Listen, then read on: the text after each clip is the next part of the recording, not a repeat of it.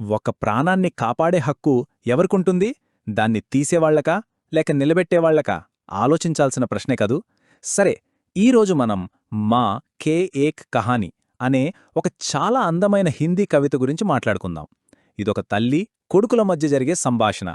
దీని ద్వారా న్యాయం, కరుణ లాంటి చాలా లోతైన విషయాలు మనకు తెలుస్తాయి. అమ్మా, ఒక కథ చెప్పు. ఎంత సింపుల్గా, ఎంత సహజంగా ఉంది కదూ ఈ వాక్యం. ఈ కవిత మొదలయ్యేదే ఇలా. ఒక కొడుకు రాహుల్ వాళ్ళ అమ్మ యశోధరను అడుగుతాడు. మనలో చాలామందికి చిన్నప్పుడు ఇలా అమ్మని, నాన్నని కథల కోసం అడిగిన జ్ఞాపకాలుంటాయి. రండి, మనం కూడా వాళ్ళిద్దరి సంభాషణలో చేరిపోదాం.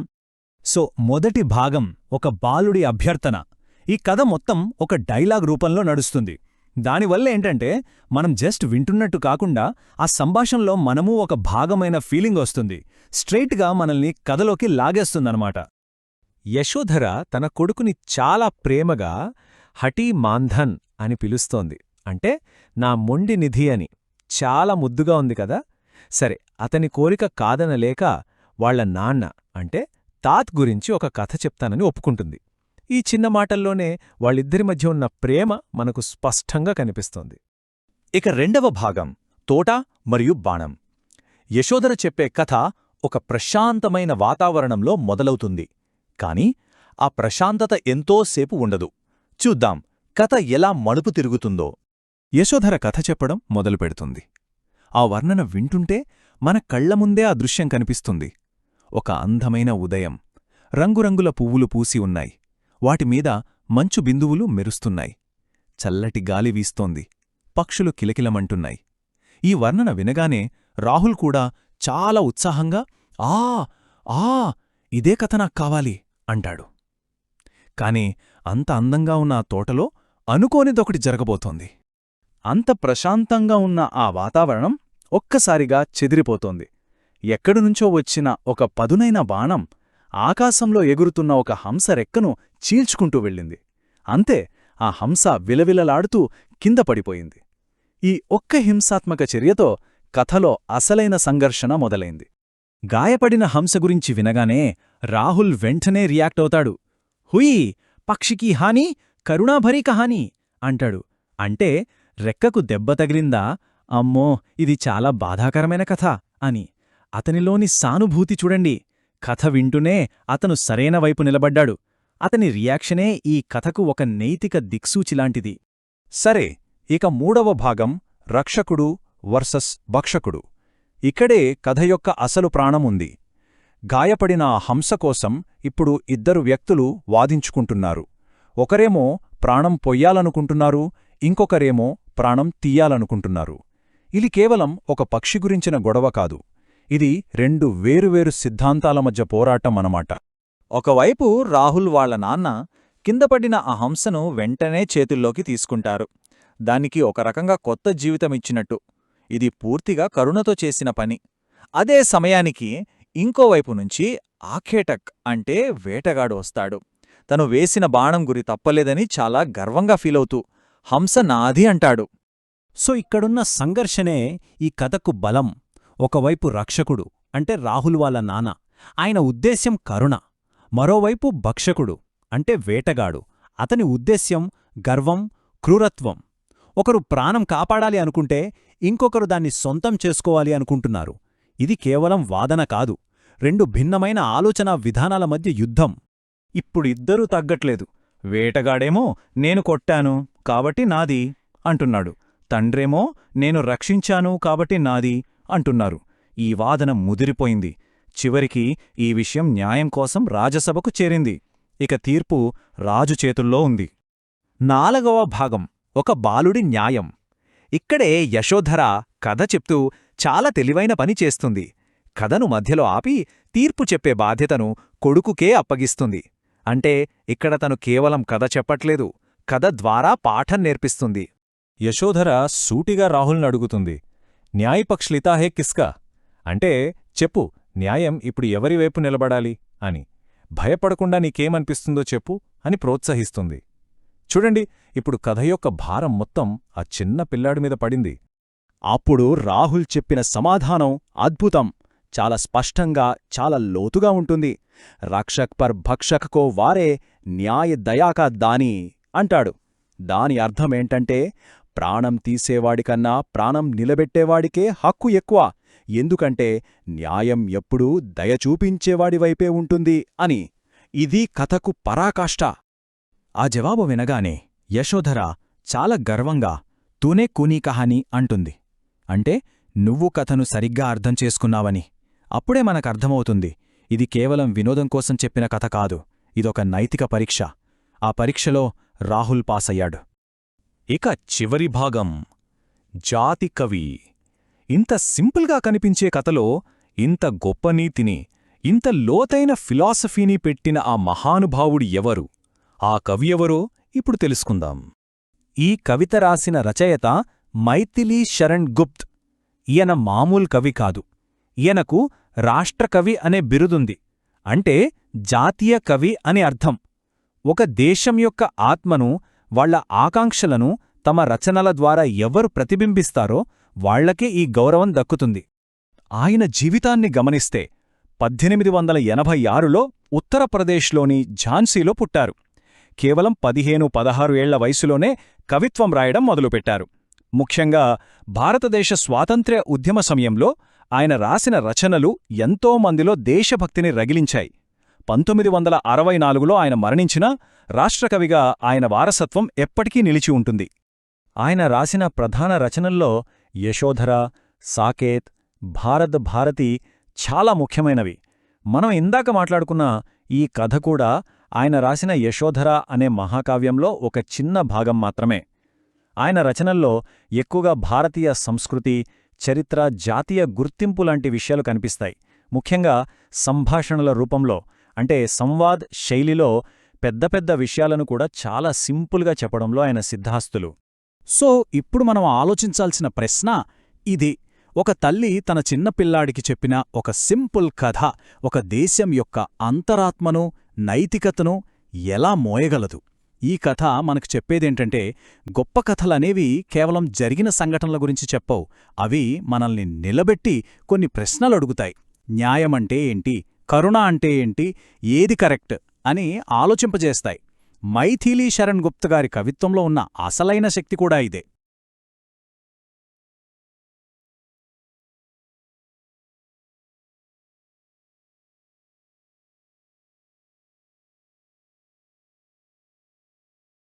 సరే, ఈరోజు మనం ఒక చాలా పాత కాని భలే ఆసక్తికరమైన కథ విందాం.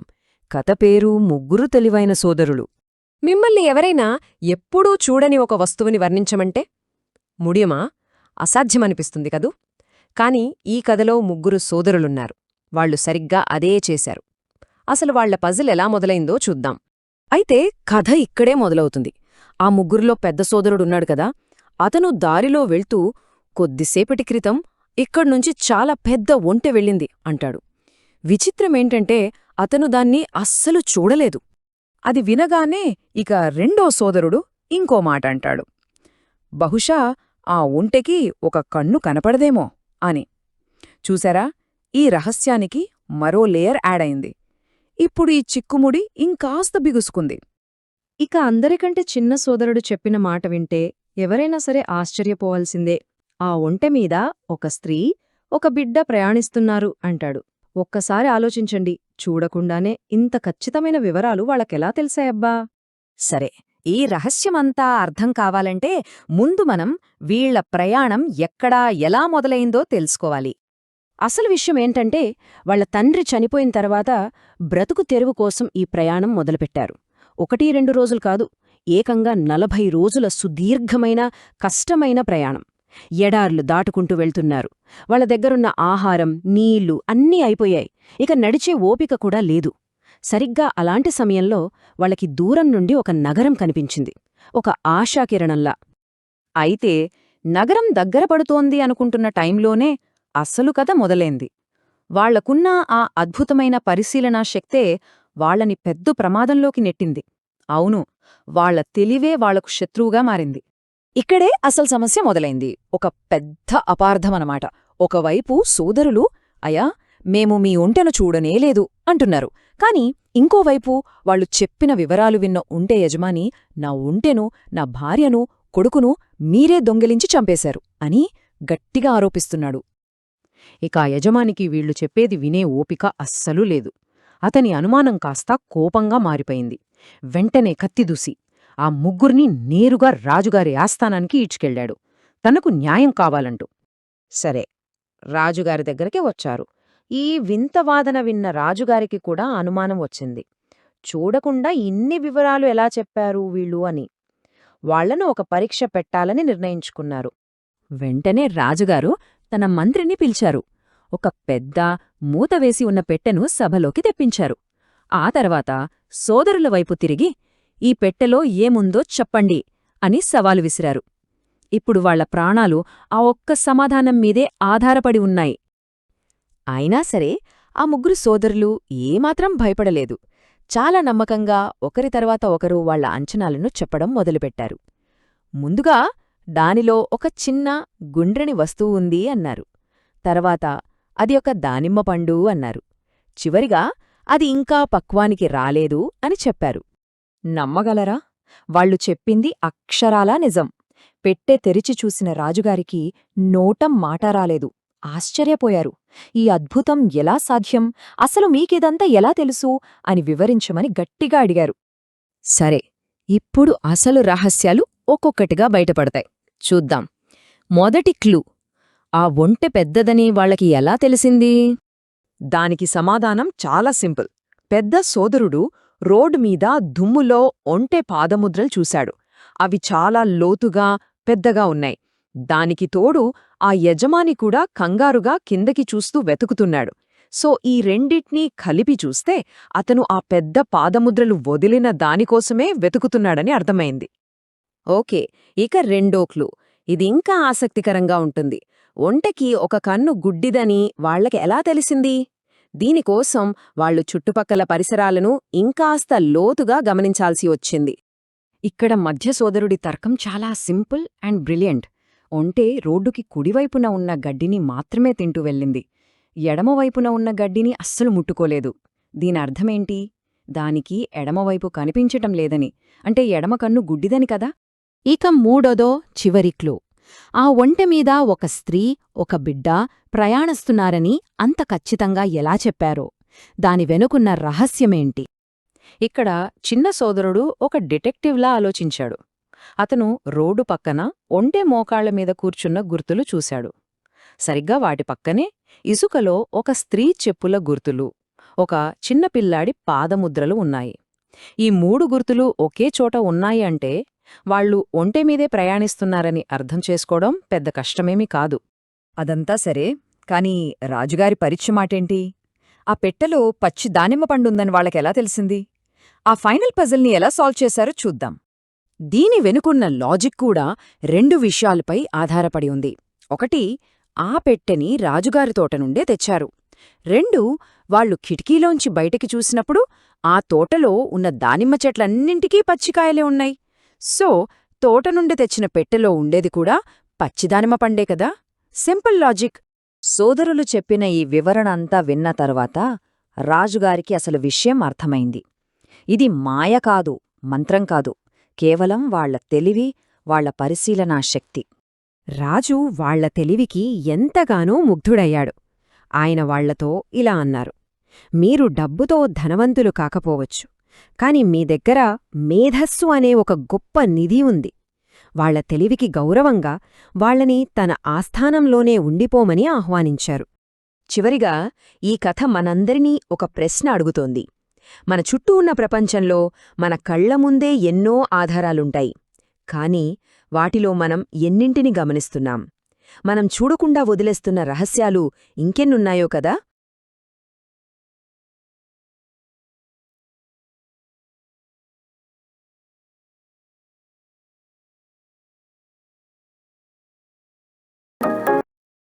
అందరికీ నమస్కారం. ఈరోజు మనం ఒక అద్భుతమైన హిందీ కవిత గురించి మాట్లాడుకోబోతున్నాం. దాని పేరే ఫూల్ ఔర్ కాంటా, అంటే పువ్వు మరియు ముళ్ళు. వినడానికి చాలా సింపుల్గా ఉన్న ఈ కవితలో చాలా లోతైన సందేశం దాగి ఉంది. దాని గురించి తెలుసుకుందాం రండి. ఈ లైన్స్ వినగానే మనలో చాలామందికి చిన్నప్పటి రోజులు గుర్తొచ్చి ఉంటాయి కదా. ఇది హిందీలో చాలా ఫేమస్ బాలల గేయం. అవును, మనందరికీ తెలిసిన ఈ పాటతోనే ఈరోజు మన ప్రయాణం మొదలవుతుంది. ఇక్కడే అసలు విషయం ఉంది. ఇంత సరదాగా సింపుల్గా ఉండే ఈ పాటను రాసిన కవిగారే హిందీ సాహిత్యంలోనే ఒక గొప్ప నైతిక పాఠం చెప్పే చాలా శక్తివంతమైన కవితను కూడా రాశారు. ఆశ్చర్యంగా ఉంది కదా. ఒకే కవిలో ఇంత వైవిధ్యమా అనిపిస్తుంది. ఇంతకీ ఎవరా కవి? చూద్దాం రండి. ఆయనే అయోధ్యా సింగ్ ఉపాధ్యాయ. హరి ఔధ్ అనే కలం పేరుతో ఎంతో ప్రసిద్ధి చెందారు. ఒకవైపు పిల్లల కోసం అంత సున్నితమైన పాట, మరోవైపు ఇంత లోతైన కవిత. చూశారా ఆయన ప్రతిభ? అద్భుతం కదా. సరే, ఈయన గురించి మరికొన్ని విషయాలు చూద్దాం.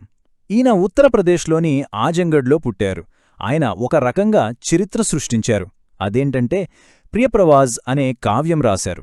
దీని ప్రత్యేకత ఏంటంటే ఖడీబోలి మాండలికంలో వచ్చిన మొట్టమొదటి మహాకావ్యమిది.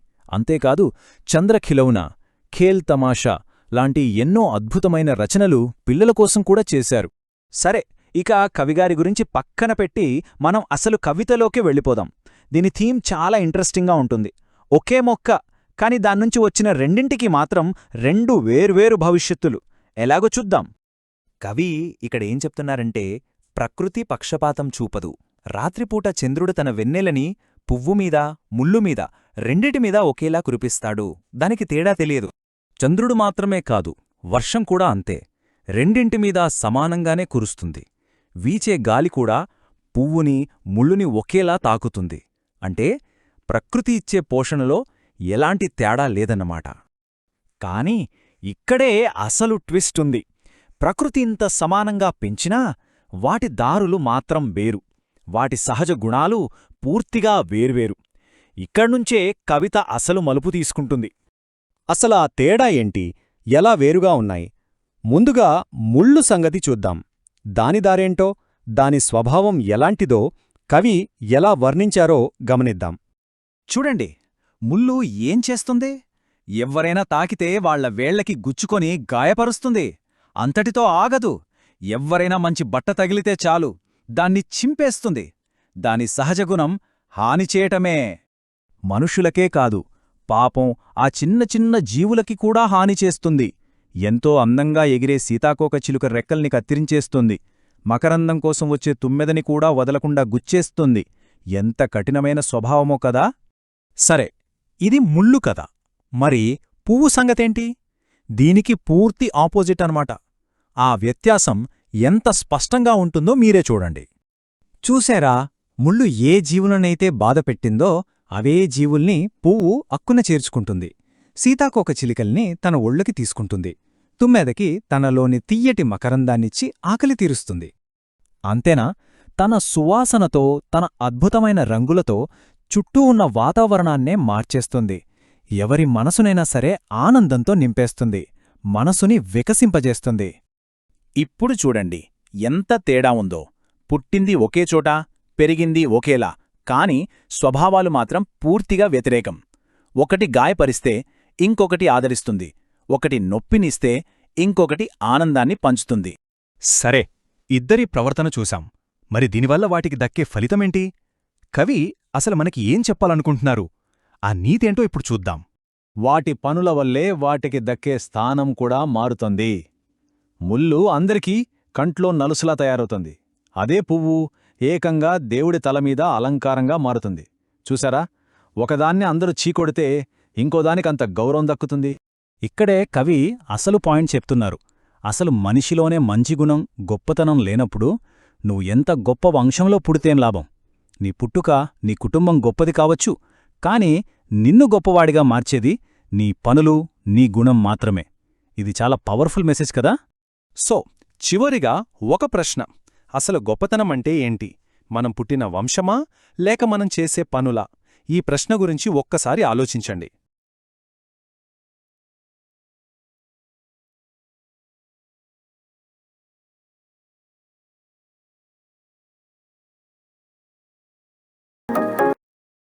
నమస్కారం.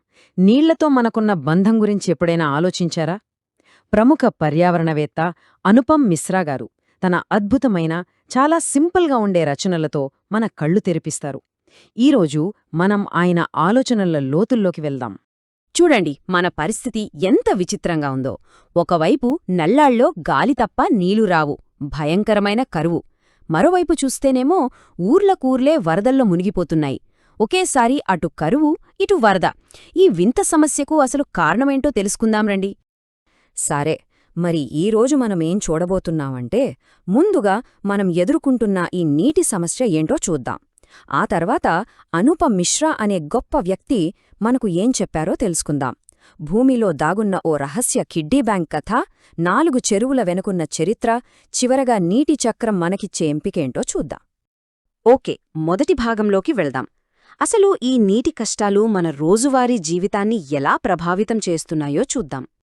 నిజమే కదా, నీళ్ల కోసం రాత్రిపూట మేల్కొని ఉండటం, ఎప్పుడొస్తాయో తెలియని నల్లాల కోసం ఎదురుచూడటం, ప్రతీ చుక్క కోసం పడే పాట్లు, ఆ నీళ్లు పట్టుకునే టైంలో జరిగే చిన్న చిన్న గొడవలు, తూతూ మేమ్మేమనుకోవడాలు. ఇంకా దారుణం ఏంటంటే పక్కవాళ్ల పైపులోంచి కూడా నీళ్లు లాగేయడానికి మోటార్లు పెట్టడం. ఇలా ఒకరి హక్కుని ఒకరు లాక్కోవడం వల్ల సమస్య పెరుగుతుందే తప్ప తరగదు గదా. మరి ఈ సమస్యలన్నింటినీ ఒక కొత్త కోణంలోంచి చూసిన ఒక గొప్ప వ్యక్తి ఉన్నారు. ఆయనే అనుపమ్ మిశ్రా. ఆయన్ని మనం నీటి తత్వవేత్త అని కూడా అనొచ్చు. ఇక్కడ చూడండి, అనుపమ్ మిశ్ర గారు కేవలం ఒక రచయిత మాత్రమే కాదు, ఆయనో గొప్ప సంపాదకుడు, పర్యావరణవేత్త, ఫోటోగ్రాఫర్ కూడా. గాంధీ మార్గ్ అనే పత్రికను స్థాపించి నడిపారు. అంటే ఆయన పర్యావరణాన్ని కాపాడటం గురించి కేవలం రాసి ఊరుకోలేదు, క్షేత్రస్థాయిలో ప్రయోగాలు కూడా చేశారు. అందుకే ఆయన మాటలకు అంత బలం. ఆయన రాసిన పుస్తకాల్లో ఆజ్ భీ ఖరే హేం తాలాబ్ అంటే చెరువులు ఈనాటికి సజీవంగా ఉన్నాయి అనేది చాలా ప్రత్యేకం. ఈ పుస్తకం ఎంత ఫేమస్ అయిందంటే ఎన్నో భాషల్లోకి, చివరికి బ్రెయిలీలోకి కూడా అనువదించారు. దీన్ని బట్టే అర్థం చేసుకోవచ్చు ఆయన పరిశోధన ఎంత లోతైందో. అలాగే సాఫ్ మాథే కా సమాజ్ కూడా ఆయన ముఖ్యమైన రచనల్లో ఒకటి. సరే, ఇప్పటిదాకా సమస్య గురించి, రచయిత గురించి చూశాం. ఇప్పుడు ఆయన చెప్పిన ఒక అద్భుతమైన ఆలోచన గురించి తెలుసుకుందాం. ఈ ఆలోచన మన నీటి సమస్యను చూసే దృక్పథాన్నే మార్చేస్తుంది. అదే భూమి యొక్క దాచిన కిడ్డీ బ్యాంక్. ఇంతకీ ఏంటి కిడ్డీ బ్యాంక్? హిందీలో గుల్లక్ అంటారు కదా. మనం చిన్నప్పుడు డబ్బులు దాచుకునేవాళ్ళం.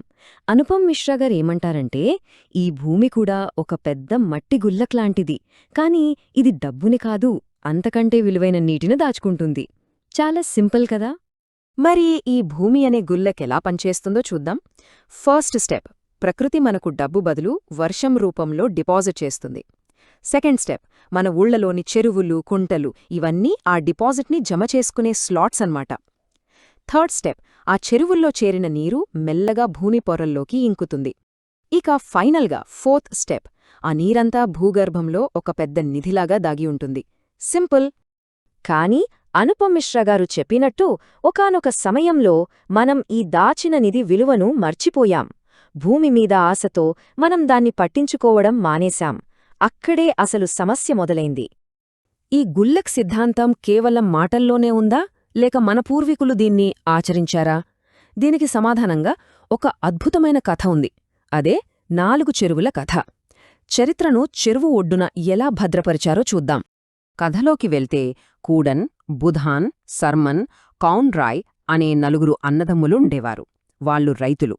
ఒకరోజు కూడన్ కూతురికి పొలంలో పరాస్రాయ్ అంటే స్పర్శవేది దొరికింది. అది ఆమె చేతిలో ఉన్న ఇనుప కొడవలిని తాకగానే అది కాస్త బంగారంగా మారిపోయింది. ఒక్కసారిగా వాళ్ల జీవితాలు మారిపోయాయి. కాని వాళ్లకు సంతోషం కంటే భయమే ఎక్కువ వేసింది. ఈ విషయం రాజుగారికి తెలిస్తే ఆ రాయిని ఆయన తీసేసుకుంటాడు అని భయపడ్డారు. అందుకే వాళ్లే స్వయంగా రాజు దగ్గరికి వెళ్లి జరిగిందంతా చెప్పేయాలని నిర్ణయించుకున్నారు. రాజు వాళ్లు చెప్పింది విని ఆశ్చర్యపోయాడు. కాని ఆ రాయిని తీసుకోలేదు. బదులుగా వాళ్లకే తిరిగి ఇచ్చేసి ఇలా అన్నాడు, వెళ్ళండి, దీనితో మంచి పనులు చేస్తూ ఉండండి, చెరువులు కడుతూ ఉండండి. ఎంత గొప్ప మాట కదా. వాళ్ళు రాజుగారి మాటను పాటించారు. ఆ రాయిని ఉపయోగించి సంపద సృష్టించి చెరువులు తవ్వించారు. ఆ 4 అన్నదమ్ముల పేర్లతో. బుధాన్ పేరుమీద బుధాసాగర్, సర్మన్ పేరుమీద సర్మన్ సాగర్, కౌన్రాయ్ పేరుమీద కౌన్రాయ్ సాగర్, కూడన్ పేరుమీద కుండం సాగర్ అని చెరువులు ఈ రోజుకీ ఉన్నాయి. ఇది కట్టుకథ కాదు, సజీవ చరిత్ర. బహుశా చరిత్ర పుస్తకాల్లో ఈ సర్మన్, బుధాన్, కౌన్ రాయ్, కూడన్ పేర్లు మనకు కనిపించకపోవచ్చు. కానీ వాళ్లు చేసిన పని మాత్రం శాశ్వతంగా నిలిచిపోయింది. వాళ్లు చెరువులు కట్టి తమ చరిత్రను ఆ చెరువు గట్లమీద రాసిపెట్టి వెళ్లారు. సరే, ఆ గుల్లక్ అనే రూపకం, ఈ నలుగురు అన్నదమ్ముల కథ, వీటన్నింటికీ మనం ప్రస్తుతం ఎదుర్కొంటున్న నీటి సమస్యలకు సంబంధం ఏంటో ఇప్పుడు చూద్దాం. మనం మా భూమి అనే గుల్లకును మర్చిపోయాం, దానిని నింపడం మానేశాం, చెరువుల్ని పూడ్చేశాం. అందుకే మనకు ఈ శిక్ష. వేసవిలో నల్లాల్లో నీళ్లు రావు, వర్షాకాలంలో ఇళ్లలోకి నీళ్లొస్తాయి. మన తప్పుకు మనమే శిక్ష అనుభవిస్తున్నాం. మరి మనమేం చేయాలి? దారి చాలా సులభం. మొదటిది, నీటి చక్రం అంటే ఏంటో సరిగ్గా అర్థం చేసుకోవాలి. రెండోది, వర్షం పడినప్పుడు ప్రతి నీటి చుక్కను ఒడిసిపట్టుకోవాలి. మూడోది, భూగర్భంలో ఉన్న మన నీటి నిధిని జాగ్రత్తగా కాపాడుకోవాలి. నాల్గోది, ఇంకా ముఖ్యమైనది, మన గుల్లకును నింపుతూనే ఉండాలి. అనుపమ్ మిశ్రా గారు చివర్లో ఒక మంచి మాట చెప్పారు. హిందీలో చక్ర అంటే సైకిల్, చక్కర్ అంటే తిప్పలు. ఆయన ఏమంటారంటే, మనం జలచక్రాన్ని అంటే నీటి చక్రాన్ని సరిగ్గా పట్టించుకోకపోతే మనం నీటి చక్కర్లో అంటే నీటి తిప్పల్లో పడతాం. అందుకే ఈ విశ్లేషణను ముగించే ముందు మనమందరం మనల్ని మనం వేసుకోవాల్సిన ప్రశ్న ఒక్కటే: మీ గుల్లకు నిండిందా? ఆలోచించండి.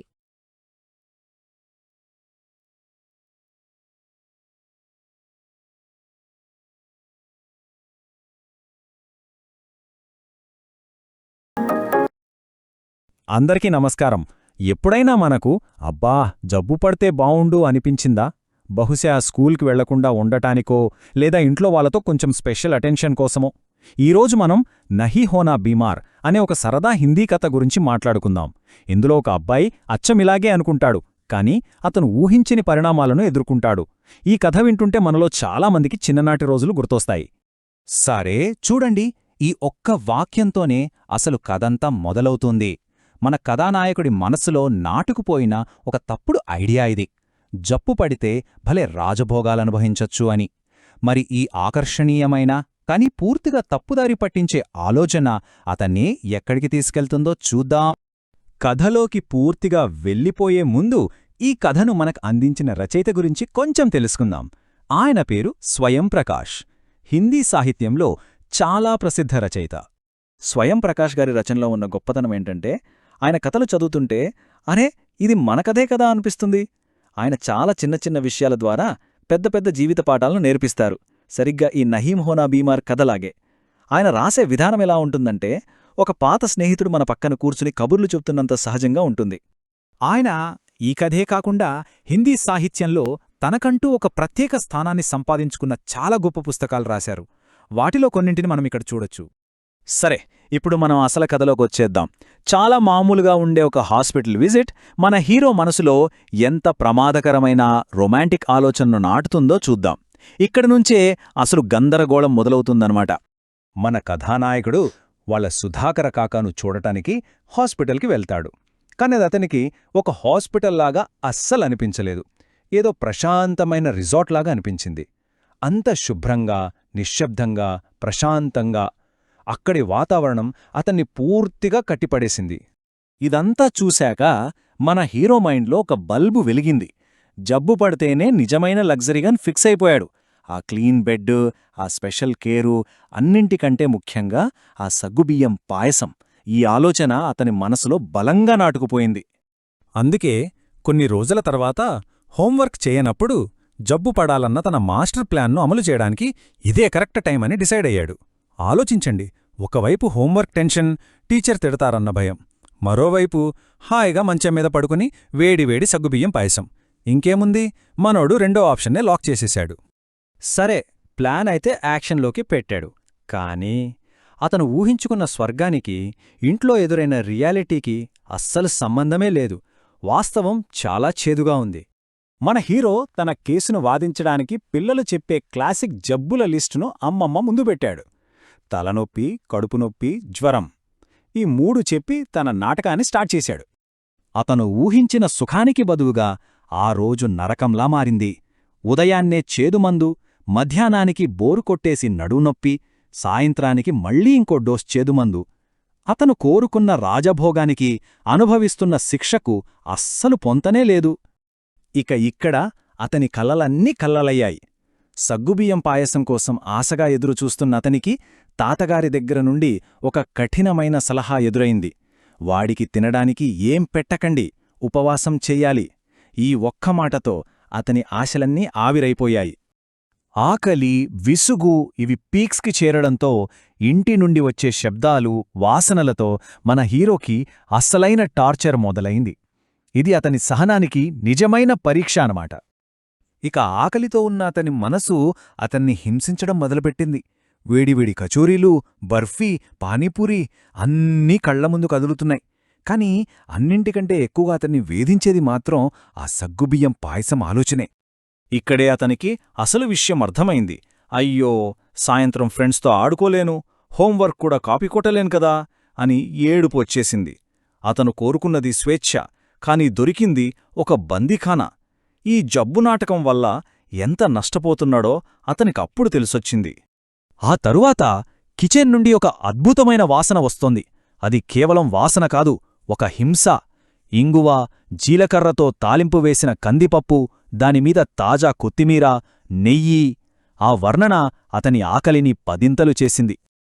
ఇక ఫైనల్ దెబ్బ అదేంటంటే, తాను ఆకలితో చస్తుంటే వాళ్ళింట్లో మున్ను అనే అబ్బాయి వాళ్ల మావయ్య బాంబే నుండి పంపిన మామిడి పండును భలే ఎంజాయ్ చేస్తూ తింటున్నాడు. ఈ సీన్ చూడగానే అతని గుండె బద్దలైంది. అసూయ, కోపంతో నిండిన మన హీరో వేసిన గొప్ప ప్రయోగం అలా నిశ్శబ్దంగా, చాలా దయనీయంగా ముగిసింది. అతను కోరుకున్నదొకటి, జరిగింది మరొకటి. ఆ రోజంతా పస్తులున్నాడు. కథ చివర్లో రచయిత వ్యంగ్యంగా అంటారో, తాతగారి ఉపవాసం ట్రీట్మెంట్ భలే పనిచేసింది అని. కాని అది తగ్గించింది కడుపులో ఉన్న జబ్బును కాదు, జబ్బు పడాలన్న అతని పిచ్చి ఆలోచనను. ఇది కథకు శక్తివంతమైన ముగింపు. ఆ తర్వాత స్కూల్ ఎగ్గొట్టడానికి జబ్బు అనే సాకును మళ్ళీ ఎప్పుడూ ఉపయోగించలేదట. ఈ పాఠం అతనికి ఎవరూ చెప్పలేదు. అతను స్వయంగా ఒక చేదు అనుభవం ద్వారా నేర్చుకున్నాడు. జీవితంలో కొన్ని ముఖ్యమైన పాఠాలు ఇలాగే ఉంటాయి గదా. ఈ కథ మనకు ఒక ముఖ్యమైన విషయాన్ని గుర్తుచేస్తోంది. కొన్నిసార్లు మన ప్లాన్స్ ఘోరంగా ఫెయిలైనప్పుడే మనం బెస్ట్ పాఠాలు నేర్చుకుంటాం. ఆలోచించండి, మన జీవితంలో కూడా ఇలాంటి చేదు అనుభవాల ద్వారా మనం నేర్చుకున్న అమూల్యమైన పాఠాలు ఏమున్నాయి?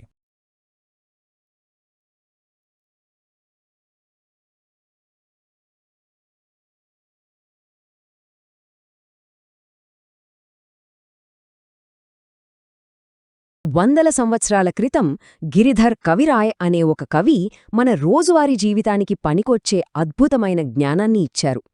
ఈరోజు మనం ఆయన రాసిన 2 శక్తివంతమైన కవితల ద్వారా మన ఇప్పటి సమస్యలకి ఆయన అప్పుడెప్పుడో ఎంత సింపుల్గా ఆయన చాలా లోతైన పరిష్కారాలు చూపించారో చూద్దాం. ఎప్పుడైనా ఇలా జరిగిందా? ఏదో ఆలోచించకుండా చేసేసి వెంటనే అయ్యో ఇలా చేసుండాల్సింది కాదు అని తెగ ఫీలైపోయిన సందర్భం మనలో చాలామందికి ఈ అనుభవం ఉండే ఉంటుంది కదా. సరిగ్గా ఇదే అనుభవం మీద గిరిధర్ తన మొదటి కవితను రాశారు. అసలు ఆ బాధ, ఆ పశ్చాత్తాపం ఎంత లోతుగా ఉంటుందో ఆయన మాటల్లోనే చూద్దాం. అయితే ముందుగా మన కవి గిరిధర్ కవిరాయ్ గురించి కొంచెం తెలుసుకుందాం. ఇక్కడ కవిరాయ్ అనేది ఆయన పేరులో భాగం కాదు, అదొక బిరుదు. అంటే కవులలో రాజు అన్నమాట. అంత గొప్ప కవి. ఆయన స్టైలే వేరు తెలుసా? తను రాసిన ప్రతి కవిత చివర్లో తన పేరుని చేర్చడం ఆయన స్పెషాలిటీ. అదొక సిగ్నేచర్ లాంటిది. సరే, ఇక మొదటి కవితలోనూ మెయిన్ పాయింట్కి వచ్చేద్దాం. ఆలోచించకుండా తొందరపడి ఏ పనైనా చేస్తే దానివల్ల వచ్చే నష్టాలేంచి, దీని గురించే ఈ కవిత. మనందరికీ ఇదొక పెద్ద హెచ్చరిక లాంటిది. ఇక్కడ కవి సూటిగా, సుత్తి లేకుండా మొదటి పాయింట్కే వస్తున్నారు. మనం తొందరపడి ఏదైనా చేస్తే అది మన పనిని చెడగొట్టడమే కాదు, నలుగురిలో మనల్ని నవ్వులపాలు చేస్తుంది. ఇది కేవలం ఫెయిల్యూర్ మాత్రమే కాదు, పబ్లిక్గా అవమానం జరగడం లాంటిది. సో ఇది మనం ఫేస్ చేసే బయటి ప్రభావం. అంటే క్లియర్గా 2 బయటి నష్టాలు కనిపిస్తున్నాయి గదా. 1, మన పని పాడవుతుంది. 2, మన పరువు పోతుంది. వేరే వాళ్ల ముందు మనం ఒక జోక్ అయిపోతాం. బయటి జరిగే అవమానం సరే, కానీ కవి ఇక్కడితో ఆపలేదు. ఇప్పుడు మన లోపల ఏం జరుగుతుందో చెప్తున్నారు. ఆయనేమంటున్నారంటే, అలా ఆలోచించకుండా చేయడం వల్ల మనస్సులో ప్రశాంతత అనేది ఉండనే ఉండదట. ఇది ఎంత డీప్ పాయింటో ఆలోచించండి. మనస్సులో ఒకసారి అలజడి మొదలైందంటే చాలు, ముందు ఎంత మంచి భోజనం పెట్టినా, ఎంత గౌరవమిచ్చినా, పాటలు, సినిమాలు ఏవీ మనకు సంతోషాన్నివ్వలేవు. ఆ మనశ్శాంతి లేకపోతే చాలు, అన్ని సుఖాలు దూరమైపోతాయి. ఇక్కడ కవి ఆ పశ్చాత్తాపం ఎలా ఉంటుందో అద్భుతంగా చెప్పారు. అదొక టెంపరరీ బాధ కాదట, మనసులో ఎప్పుడూ గుచ్చుకుంటూ ఉండే ఒక ముల్లులాంటిదట. మనం ఎంత ట్రై చేసినా అయ్యో అలా చేశానే అన్న జ్ఞాపకం మనల్ని వెంటాడుతూనే ఉంటుంది. దానినుంచి బయటపడటం దాదాపు అసాధ్యమనిపిస్తుంది. ఓకే, ప్రాబ్లం గురించి ఇంత డీటెయిల్డ్గా చూశాం కదా, కాని గిరిధర్ మనల్ని అలా నిరాశలో వదిలేయలేదు. మరి కుచ్చుకుంటున్న ఆ ముల్లుని ఎలా తీసేయాలి? దీనికి తన రెండో కవితలో ఒక పవర్ఫుల్ సొల్యూషన్ చెప్తున్నారు. అదేంటంటే, వదిలేయడంలోనే అసలైన తెలివి ఉంది అని. రెండో కవితలో మెయిన్ అడ్వైస్ ఇదే, సింపుల్. జరిగిపోయిందేదో జరిగిపోయింది, దాన్ని మర్చిపో. ఇక ముందు జరగబోయే దాని గురించి ఆలోచించు. వినడానికి చాలా సింపుల్గా అనిపించొచ్చు, కాని ఇది చాలా పవర్ఫుల్ ఫార్ములా. చూసారా, కవితలోని మెయిన్ ఐడియా ఇదే. గతాన్ని వదిలే భవిష్యత్తు మీద ఫోకస్ పెట్టు. ఇది ఊరికే మర్చిపోవడం కాదు, మన ఎనర్జీని, మన ఫోకస్ని కావాలని కాన్షియస్గా గతం నుంచి ఫ్యూచర్కి షిఫ్ట్ చేయడమన్నమాట. ఇదొక యాక్టివ్ ప్రాసెస్. ఈ అడ్వైజ్లో ఇంకో ఇంట్రెస్టింగ్ లేయర్ కూడా ఉంది. భవిష్యత్తు మీద ఫోకస్ పెట్టమంటే ఏవో అసాధ్యమైన వాటి గురించి కలలు కనడం కాదు, మనకు ఏవి సులువుగా, సహజంగా సాధ్యమవుతాయో అలాంటి పనుల మీద మనసు పెట్టాలి. ఇలా చేయడం వల్ల మనలో కాన్ఫిడెన్స్ పెరుగుతుంది. ఇలా ఆలోచించి అడుగేస్తే లాభాలేంటో తెలుసా? ఫస్ట్, ఇతరులు మనల్ని చూసి నవ్వడానికి ఛాన్సే ఉండదు, మనం వాళ్ళకి అవకాశమివ్వం. అన్నిటికంటే ముఖ్యంగా మన మనస్సాక్షి ప్రశాంతంగా ఉంటుంది, ఎలాంటి గిల్ట్ ఫీలింగ్ ఉండదు. సరే, మరి కవి చెప్పిన ఈ మాటల్ని మన లైఫ్కి ఎలా అప్లై చేసుకోవాలి, ఒక ప్రాక్టికల్ ఫిలాసఫీగా ఎలా మార్చుకోవాలో చూద్దాం. మొత్తం మీద ఇది గతాన్ని వదిలేసి భవిష్యత్తుని ఒక హోప్తో యాక్సెప్ట్ చేయడం గురించే. గిరిధర్ కవిరాయ్ రెండో కవితలోని జ్ఞానాన్ని మనం ఈ 4 సింపుల్ స్టెప్స్గా చెప్పుకోవచ్చు. ఇదొక మెంటల్ ప్రాక్టీస్ లాంటిది. దీన్ని ఫాలో అయితే మెల్లిమెల్లిగా మనం సంతోషం వైపు వెళ్తాం. చివర్లో కవి మళ్లీ తన సిగ్నేచర్తో ఈ మెసేజ్ని స్ట్రాంగ్గా చెప్తున్నారు. జరిగిపోయింది జరిగిపోయిందే. ఈ నిజాన్ని మనం ఎప్పుడైతే యాక్సెప్ట్ చేస్తామో అప్పుడే మనకు అసలైన స్వేచ్ఛ దొరుకుతుంది. చివరగా ఒక్క ప్రశ్న, 100 సంవత్సరాల నాటి ఈ జ్ఞానాన్ని మన జీవితంలోకి తీసుకోవడానికి ఇదొక మంచి అవకాశం. మరి సంతోషంగా ఉండబోయే భవిష్యత్తు కోసం మనం వదిలేయాల్సిన గతం ఏంటి? ఒక్కసారి మనమందరం దీని గురించి ఆలోచిద్దాం.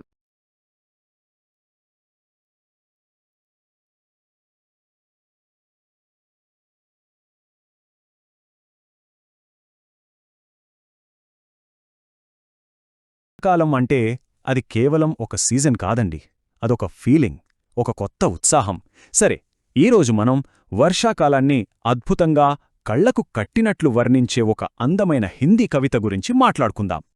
ఇక కవితలోకి వెళ్తే మొదట్లోనే చూడండి, కవి మనల్ని నేరుగా ఆ తుఫాను మధ్యలోకి తీసుకెళ్ళిపోతున్నారు. ఆ మెరుపుల వెలుతురు, ఆ మేఘాల గర్జన వింటుంటేనే మనం అక్కడే ఉన్నట్టు అనిపిస్తుంది కదా. అంటే కవి ఇక్కడ సింపుల్గా వర్షం పడుతోంది అని చెప్పట్లేదు. గమనించండి, ఆకాశంలో ఆ మెరుపులు, ఉరుములతో మొదలుపెట్టి ఒక కంప్లీట్ సీన్ని మన ముందు క్రియేట్ చేస్తున్నారు. అందుకే ఇది కేవలం వర్ణన కాదు, అదొక ఎక్స్పీరియన్స్ అన్నమాట. సరే, మరి ఆకాశంలో మొదలైన ఈ ఎక్స్పీరియన్స్ ఇప్పుడు భూమ్మీదకెలా వస్తుందో చూద్దామా?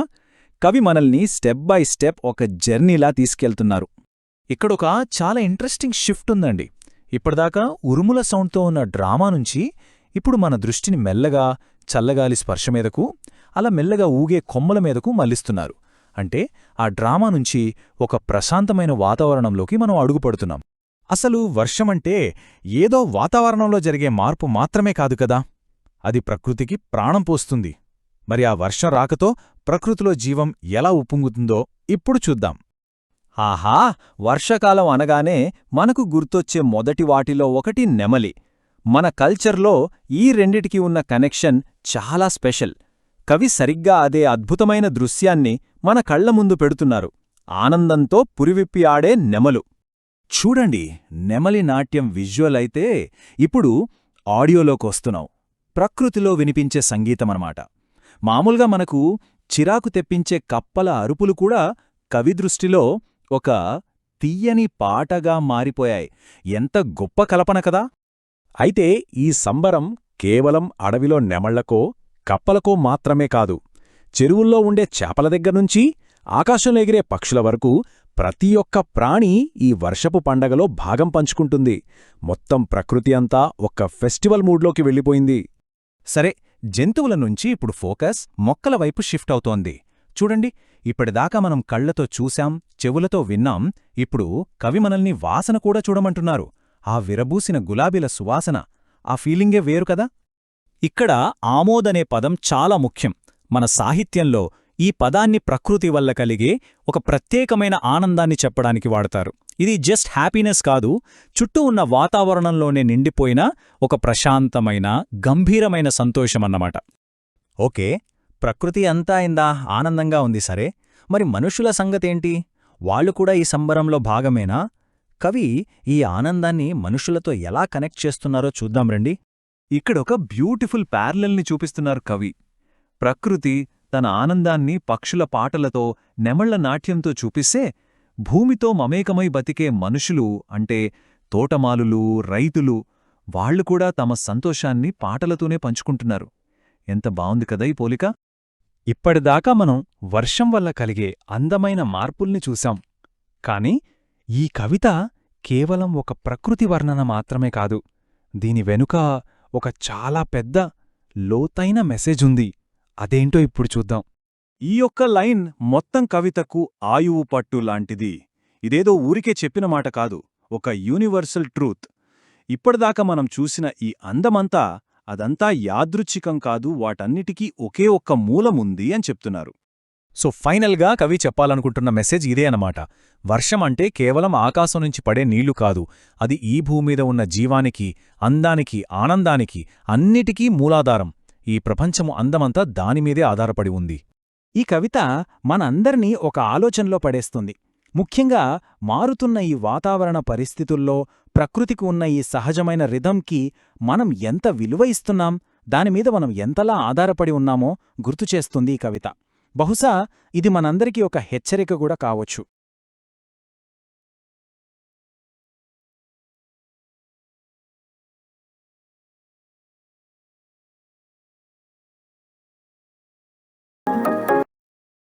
అందరికీ నమస్కారం. ఆలోచించండి. ఒకవైపు 7 తరాల నాట్య వారసత్వాన్ని మోస్తున్న ఒక గురువు, మరోవైపు విధి విసిరిన సవాల్ను ఎదుర్కొని గెలిచిన ఒక ధీశాలి.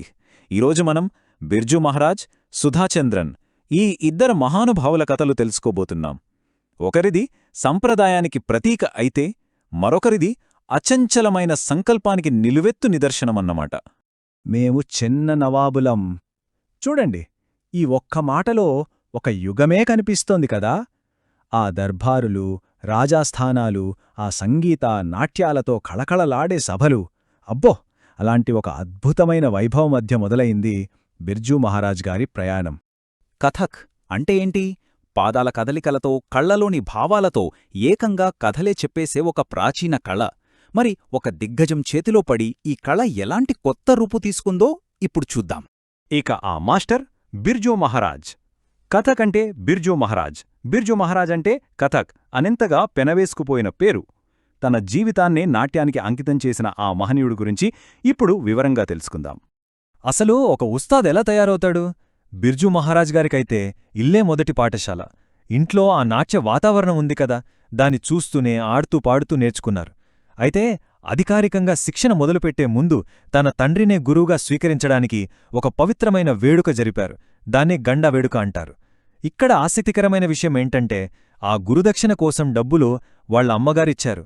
అది బిర్జూ మహారాజ్ అప్పటికే 2 ప్రదర్శనలిచ్చి సంపాదించిన డబ్బుతో.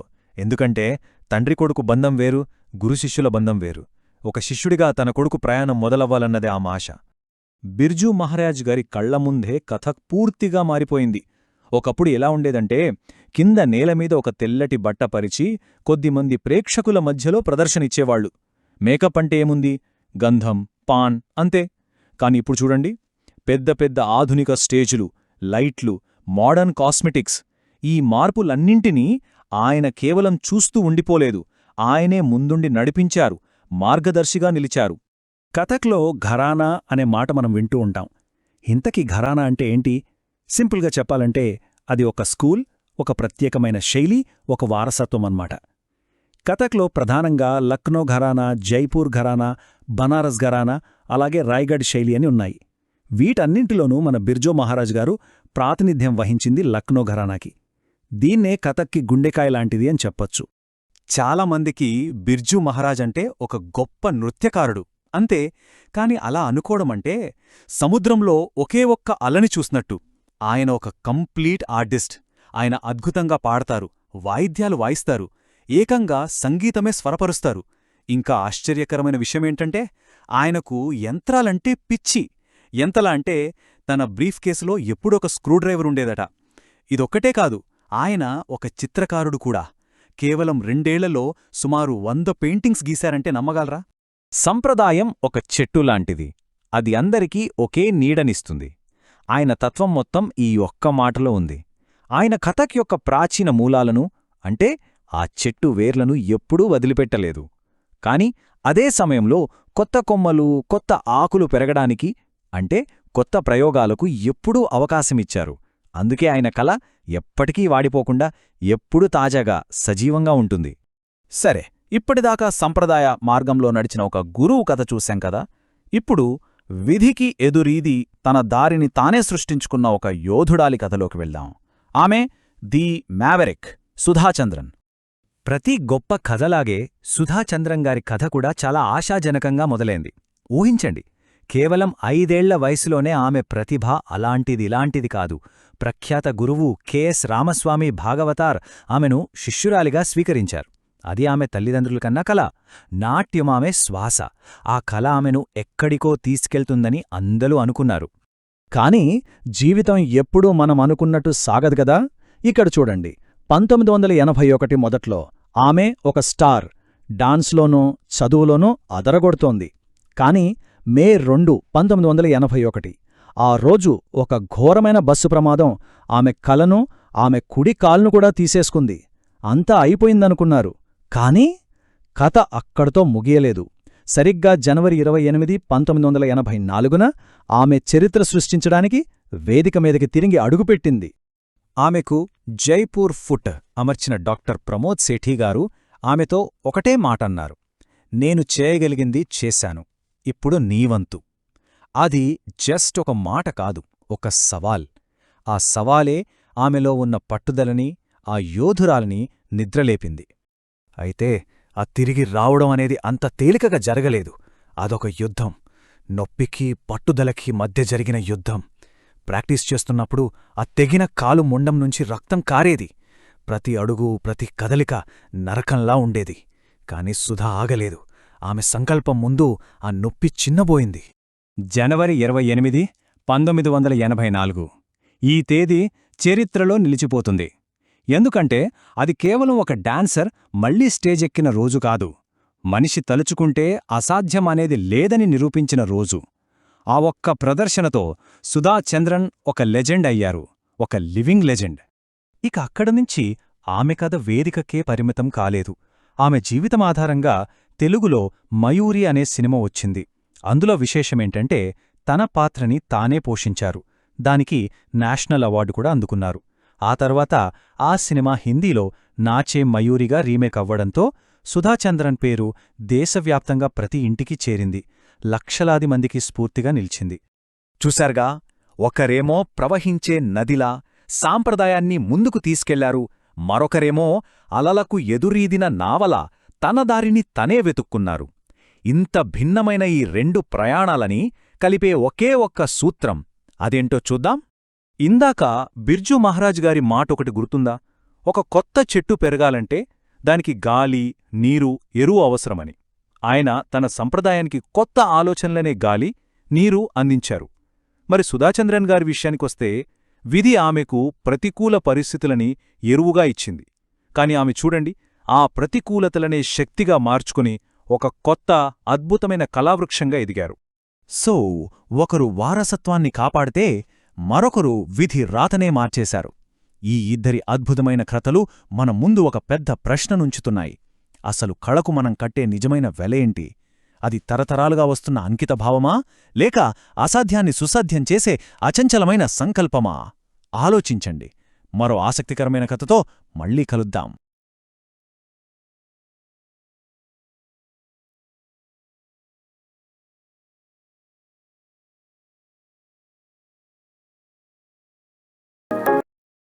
పక్షులు, వాటినుంచి మనం నేర్చుకునేది ఏమైనా ఉంటుందా? పైకి చూస్తే అదొక చిన్న పక్షి, దానిదో చిన్న పాట. కాని ఆ పాటలోనే స్వేచ్ఛ, సమాజం గురించి ఎంతో లోతైన విషయాలు దాగి ఉన్నాయంటే నమ్ముతారా? చిడియా అనే ఈ అందమైన హిందీ కవితలో సరిగ్గా ఇదే విషయం గురించి మనం తెలుసుకోబోతున్నాం. సరే, మరి ఈ కథ ఎక్కడ మొదలవుతుంది? చాలా సింపుల్. ఒక చెట్టుకొమ్మ మీద. చూడ్డానికదొక ప్రశాంతమైన దృశ్యంలా అనిపించొచ్చు, కాని నిజానికి ఇది చాలా శక్తివంతమైన సందేశానికి నాంది పలుకుతుంది. ఇక్కడే మనం మన కథలోని హీరోయిన్ని కలుస్తాం. ఎవరదీ? రావి చెట్టు కొమ్మమీద కూర్చున్న ఓ చిన్న పక్షి. చూడండి, మన సంస్కృతిలో రావి చెట్టుకి చాలా ప్రత్యేకత ఉంది. దాన్ని జ్ఞానానికి చిహ్నంగా చూస్తాం. అందుకే ఆ కొమ్మమీద కూర్చుని పాడుతున్న పక్షి పాట, అది కేవలం ఒక పాట కాదు, అదొక వివేకవంతమైన సందేశమన్మాట. అయితే ఇంతకీ ఆ పక్షి తన పాటలో మనకేం చెప్పాలనుకుంటోంది? ముఖ్యంగా 2 విషయాలు చెప్తోంది. ఈ 2 సందేశాలే ఈ కవితకు ప్రాణం పోశాయి. మొదటి పాఠం చాలా సింపుల్, కాని చాలా లోతైనది. స్లైడ్లో ఉంది గదా, ప్రేమ్ ప్రీతికి రీతి హమే సిఖలాతీ హే అని. దీని అర్థం, ఇది మనకు ప్రేమ మరియు ఆప్యాయతా మార్గాన్ని నేర్పుతుంది. అంటే ఒకరితో ఒకరు సామరస్యంగా జీవించాలని చెబుతోంది. ఇక రెండో సందేశం ఇంకాస్త ఆలోచింపజేసేలా ఉంటుంది. పక్షి జఖ్ కే బందీ మానవ్కో ముక్తిమంత్ర బత్లాతీ హై అని పాడుతోంది.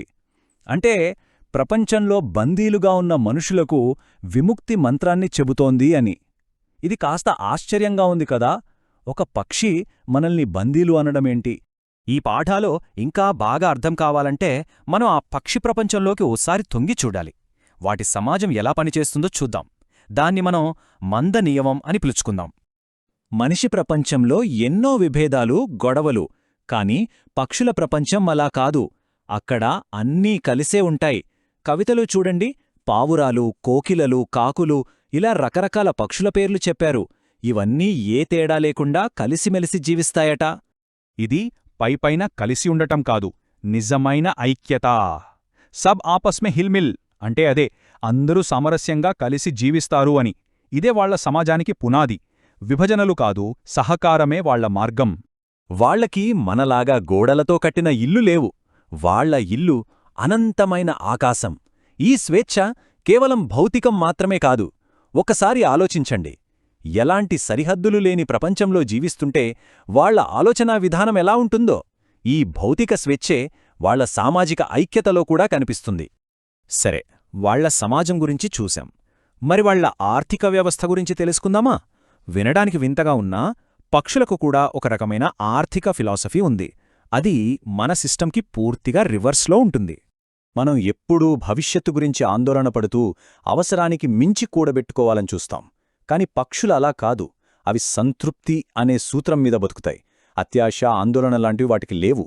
అవి కేవలం వర్తమానంలో జీవిస్తాయి. ఈ తేడా ఇక్కడ చాలా స్పష్టంగా కనిపిస్తోంది. ఒకవైపు పక్షుల పద్ధతి, నీకు ఎంత అవసరమో అంతవరకే పనిచేయి, మిగిలింది ఇతరుల కోసం వదిలేయి. మరోవైపు మన మనుషుల ధోరణి, ఎప్పుడూ కూడబెట్టాలి, ఇంకా కావాలి అనే ఆశ. ఇది సుస్థిరత వర్సెస్ మిగులు లాంటిదన్నమాట. కవితలోని ఈ లైన్స్ వాళ్ల ఫిలాసఫీని చాలా చక్కగా చెప్తాయి. జో మిల్తా హే అప్నే శ్రమ్ సే ఉతనా భర్ లే లేతే హై. అంటే వాళ్లు తమ కష్టంతో సంపాదించుకున్నది మాత్రమే తీసుకుంటారు. మరి మిగిలింది బచ్ జాతా జో ఔర్ ఉన్కే హిత్ ఉసే ఛోడ్వే దేతే హై. అంటే మిగిలిపోయింది ఇతరుల మేలు కోసం వదిలేస్తారు. వ్యక్తిగత అవసరం, సామూహిక బాధ్యత మధ్య ఎంత మంచి బ్యాలెన్స్ కదా. ఈ తేడాలన్నీ చూశాక ఆ పక్షి ఇప్పుడు మనవైపు తిరిగి సూటిగా ఒక సందేశం ఇస్తోంది. ఇప్పటిదాకా అది కేవలం ఒక పరిశీలకురాలు, కాని ఇప్పుడు అది మనకు పాఠం చెప్పే గురువుగా మారింది. ఇక ఇప్పుడు ఈ కవితలోకెల్లా అత్యంత శక్తివంతమైన ప్రశ్న వస్తుంది. హం స్వచ్ఛంద్ ఔర్ క్యోं తుమ్నే డాలీ హే బేడీ పగ్ మే. మేము స్వేచ్ఛగా ఉన్నాం, మరి మీ కాళ్లకు మీరే ఎందుకు సంకెళ్లు వేసుకున్నారు అనడుగుతోంది. ఇది జవాబు కోసం అడిగిన ప్రశ్న కాదు, మనల్ని మనం ప్రశ్నించుకోవడానికడిగిన ప్రశ్న. ఈ సంకెళ్ళు ఇనుముతో చేసినవి కావు, కవి వాటిని బంగారు సంకెళ్ళు అన్నారు. ఎందుకంటే అవి మనమే మనమీద వేసుకున్న బంధనాలు. అత్యాశ, డబ్బుమోజు, ఒకరిపై ఒకరికున్న శత్రుత్వం ఇవన్నీ బంగారు సంఖ్యళ్లే. పైకి చూస్తే మెరుస్తూ ఉండొచ్చు, కాని లోపల మనల్ని బంధించి ఉంచుతాయి. ఇంత బలమైన మాటల వెనుక ఖచ్చితంగా ఒక గొప్ప ఆలోచనాపరుడుంటారు కదా. పక్షి గొంతుతో మనకు ఇంత గొప్ప పాఠాలు నేర్పిన ఆ కవి ఎవరో ఇప్పుడు తెలుసుకుందాం. ఆయన పేరు ఆర్.సి. ప్రసాద్ సింహ్. ఈయన కేవలం పదాలు రాయలేదు, తన కవిత్వంతో ప్రకృతికి మనిషికి మధ్య ఒక వారధి కట్టారు.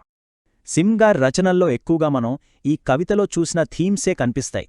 ప్రకృతి నుంచి మనం ఎన్నో పాఠాలు నేర్చుకోవచ్చని ఆయన బలంగా నమ్మేవారు. ప్రేమ, స్వేచ్ఛ, ఐక్యత వీటిమీద ఆధారపడిన ఒక మంచి ప్రపంచం రావాలని ఆశించేవారు. అందుకే చిడియా కేవలం ఒక కవితలా కాకుండా ఆయన ఫిలాసఫీకి ఒక ప్రతిరూపంలా అనిపిస్తుంది. చివరిగా ఈ కవిత మన ముందు ఒక పెద్ద ప్రశ్నను ఉంచుతుంది. పక్షి బంగారు సంకెళ్ల గురించి మాట్లాడింది. మరి ఈ రోజుల్లో మన బంగారు సంకెళ్ళు ఏంటి?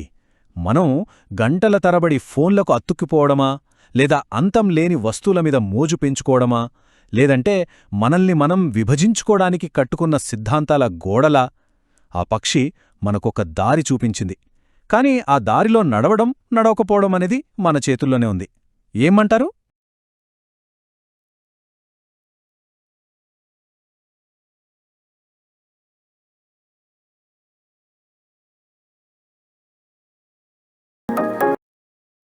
అందరికీ నమస్కారం.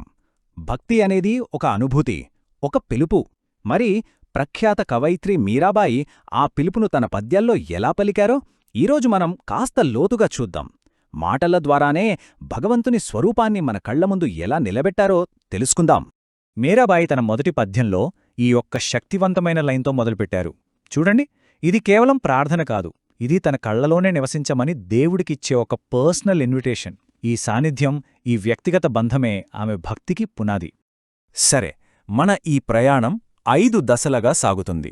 ముందుగా పద్యాల్లోని ఆహ్వానాన్ని అర్థం చేసుకుందాం. తర్వాత కృష్ణుడి రూపాన్ని మాటలతో ఎలా చిత్రించారో చూద్దాం. అక్కడ నుంచి ఆశల వర్షం కురిపించే 2వ పద్యంలోకి వెళ్దాం. 4వ దశలో ఆమె భక్తి వెనుక ఉన్న టెక్నిక్స్ను అర్థం చేసుకుని చివరగా దీనిలోని యూనివర్సల్ ఫీలింగ్తో ముగిద్దాం. మనం ఇప్పుడు 2 వేర్వేరు భక్తి మార్గాలను అన్వేషించబోతున్నాం. మొదటి పద్యం భగవంతుడి స్వరూపాన్ని మనసులో నింపుకోవడం గురించి చెప్తే, రెండో పద్యం భక్తురాలి హృదయంలోని భావాలను బయట ప్రకృతిలో ఎలా చూస్తోందో చూపిస్తుంది. ఈ 2 పద్ధతులు భక్తిలో ఉన్న డిఫరెంట్ యాంగిల్స్ను మనకు పరిచయం చేస్తాయి.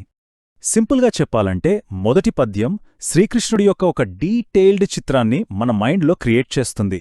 అదే రెండో పద్యం భక్తురాలి ఎమోషన్స్ని రిఫ్లెక్ట్ చేయడానికి వర్షాకాలాన్ని ఒక మాధ్యమంగా వాడుకుంటుంది. ఒకటి లోపలికి చూస్తే, ఇంకొకటి బయటికి చూస్తుంది. ఇక మొదటి పద్యంలోకి వెళ్ళిపోదాం. మీరాబాయ్ తన పదాలను కుంచెగా మార్చుకొని శ్రీకృష్ణుడి చిత్రాన్ని ఎలా గీశారో మనం కూడా మన మనసులో ఆ చిత్రాన్ని స్టెప్ బై స్టెప్ నిర్మించుకుందాం. కృష్ణుడి రూపాన్ని దశల వారీగా విడమరిచి చూద్దాం. కవయిత్రి వర్ణనను ఫాలో అవుతూ ఆయన ఓవరాల్ రూపం నుండి నిర్దిష్టమైన లక్షణాల వరకు వెళదాం. మీరాబాయి వర్ణన శ్రీకృష్ణుని శ్యామల వర్ణంతో మొదలవుతుంది. మనసును దోచుకునే ఆ రూపం అదెలా ఉంటుందంటే, రాత్రి ఆకాశంలా, వర్షపు మేఘంలా, గంభీరంగా, ఆకర్షణీయంగా ఉంటుందట. భక్తురాలి మనసులో మొదట నిలిచే రూపం ఇదే. ఇప్పుడు ఆయన కళ్ళవైపు చూద్దాం. పద్యం వాటిని విశాలమైనవిగా వర్ణిస్తుంది. విశాలమైనవి అంటే కేవలం సైజులో పెద్దవి అని కాదు, వాటిలో కరుణ, ప్రేమ, మొత్తం విశ్వాన్నే ఇముడుచుకున్న భావముంటుందనర్థం. ఇక అమృతం నిండిన ఆయన పెదవులపై తన ఐకానిక్ మురళి చూశారా? ఈ ఒక్క వర్ణనతో మీరాబాయి ఇప్పటిదాకా ఉన్న నిశ్శబ్ద చిత్రానికి ప్రాణం పోశారు. మధురమైన సంగీతాన్ని మనకు వినిపిస్తున్నారు. ఆయన అలంకారాలు కూడా చాలా స్పెషల్. ఛాతీపై వైజయంతి మాల, నడుముకు చిన్న గంటలు, మరి పాదాలకు తియ్యని శబ్దం చేసే అందెలు.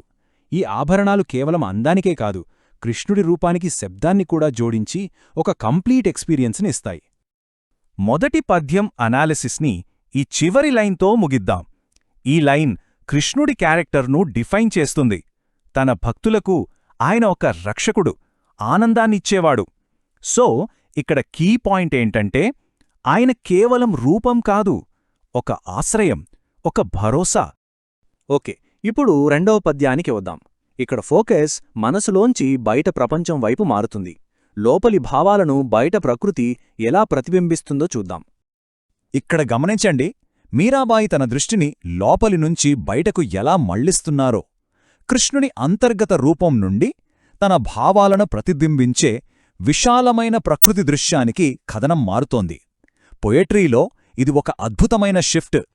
రెండవ పద్యం యొక్క మెయిన్ థీమ్ ఇదే, వర్షాకాలం రాక. దీన్ని మన్ భావన్ అన్నారు. అంటే మనస్సుకు ఆనందాన్నిచ్చేది, ఎంతో ఆహ్లాదంగా అనిపించేది అని అర్థం. ఈ లైన్ చదువుతుంటేనే ఆకాశంలో మేఘాలు దట్టంగా కమ్ముకుంటున్న దృశ్యం మన కళ్ల ముందు కనిపిస్తుంది కదా. ఈ ఉధృతి, ఈ నిరీక్షణ, రాబోయేది కేవలం వర్షం కాదు, సాక్షాత్తు భగవంతుడే వస్తున్నాడనే ఒక శక్తివంతమైన ఫీలింగ్ను ఇది క్రియేట్ చేస్తుంది. ఇక్కడే ఉంది పద్యంలోని అసలు మ్యాజిక్. వర్షాకాలం రావటం కేవలం ఒక ప్రకృతి దృశ్యం కాదు, అది భగవంతుడి రాకకొక సంకేతం. ప్రతి చినుకులోనూ ఒక ఆశ, ప్రతి మేఘంలోనూ ఒక నమ్మకం కనిపిస్తుంది. వర్షం కూడా ఉధృతంగా కురవటం లేదు, చిన్న చిన్న చినుకులుగా సున్నితంగా పడుతోంది. దానికి తోడు చల్లని గాలి. ఈ ఆహ్లాదకరమైన వాతావరణం భక్తురాలి మనస్సులోని ఆశను మరింత పెంచి ఆ నిరీక్షణను కూడా అందంగా మారుస్తుంది. సరే, ఇంత పవర్ఫుల్గా మీరాబాయ్ తన భావాలను ఎలా వ్యక్తపరచగలిగారు?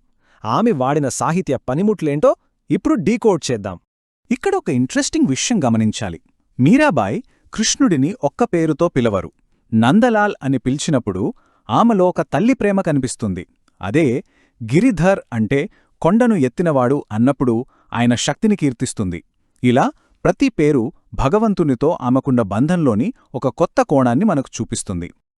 పద్యంలో చెప్పిన వైజయంతిమాల అంటే అదేదో మామూలు పూలమాల కాదు, అది విజయానికి ప్రతీకైన ఒక పవిత్రమైన మాల. విష్ణువు, కృష్ణుడితో దీనికి సంబంధముండటం ఆయన దైవత్వాన్ని మరింత స్పష్టంగా తెలియజేస్తుంది. సో ఓవరాల్గా మీరాబాయి కవిత్వ శైలిని చూస్తే చిన్నగా ఉన్న చాలా శక్తివంతమైన పంక్తులు, కళ్లకు కట్టినట్టుండే వర్ణన, ఇంకా ప్రకృతిని మనిషి ఎమోషన్స్కు అద్దంగా చూపడం ఇవి ఆమె స్పెషాలిటీస్.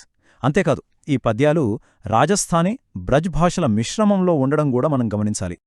సరే, చివరిగా ఈ రెండు పద్యాల నుండి మనం నేర్చుకున్న పాఠాలను కలిపి చూసి వాటి ప్రాముఖ్యత ఏంటో అర్థం చేసుకుని ముగిద్దాం. సో మనం గ్రహించాల్సిన ముఖ్య విషయం ఇదే.